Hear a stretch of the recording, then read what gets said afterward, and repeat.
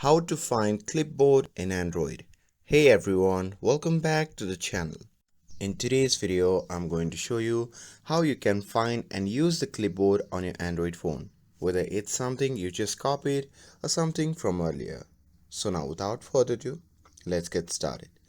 So let's say you are on Gmail and you just type out a word. For example, hello archaeologist, and after that you just tap and hold on the word and then copy it.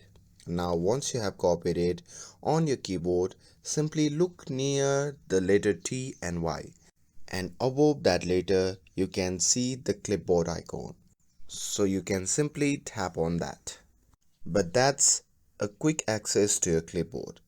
So if your clipboard preview doesn't show up, you can simply tap on the app icon, which can be seen at the top left corner of your keyboard, and here you should see clipboard in that menu.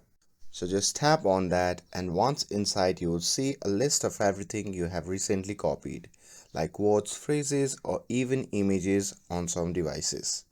So you can just tap on any item to paste it instantly, and if you want to clean it up, you can just tap and hold on any entry and then tap on delete from the pop-up menu.